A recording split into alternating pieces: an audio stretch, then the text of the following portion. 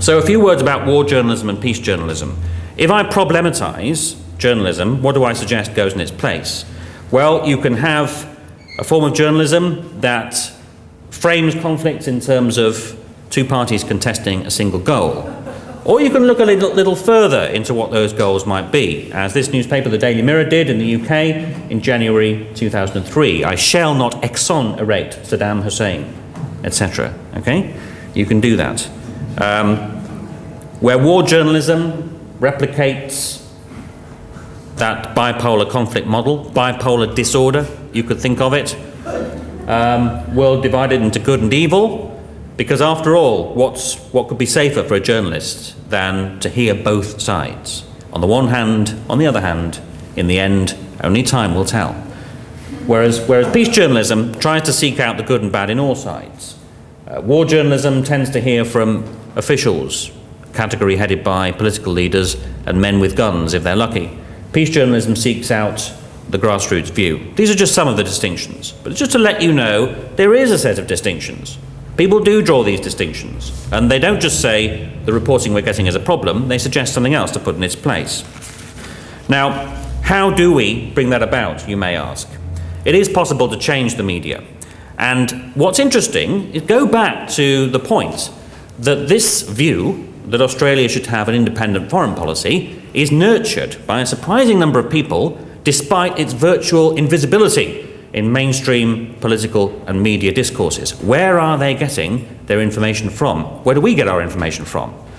And just to delve for a moment into some of the conceptual background, critical media studies background, Stuart Hall, a very important figure in cultural studies, with this interesting description of news.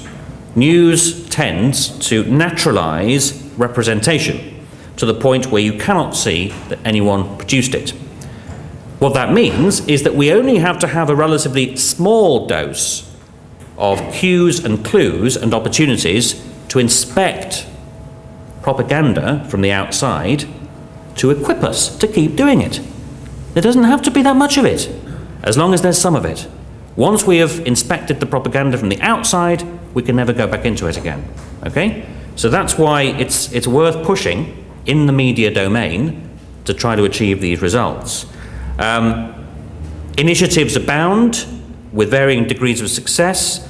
A programme of dialogue for journalists we run in London called Reporting the World was one of the tributaries into an important report by the BBC governors a couple of years ago on the corporation's reporting of the Israel-Palestine conflict, which resulted in BBC viewers becoming, for a while at least, much more likely to witness the daily privations of life for Palestinians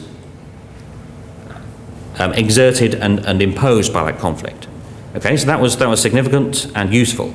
The Philippine Daily Inquirer was actually started in the dying months of the Marcos regime to be a rallying point to get rid of him, and still playing a role in promoting peace perspectives and enabling a diversity of views to be heard, including, by the way, very prominent reporting of the report I mentioned earlier by Focus on the Global South about the stealthy establishment of military bases by the United States.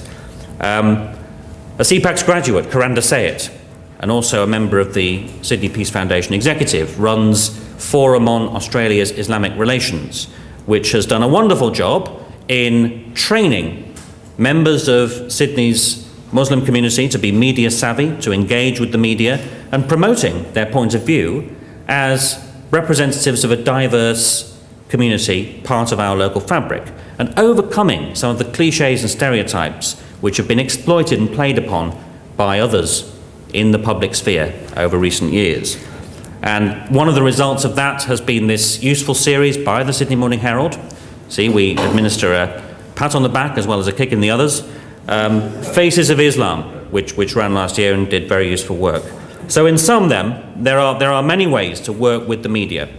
There is provision in the codes of practice which govern the work broadcasters do. For one, that in the ABC editorial guidelines, it states explicitly that a wide range of perspectives should be conveyed to the public, and that the ABC seeks to be a pace setter in community discussion.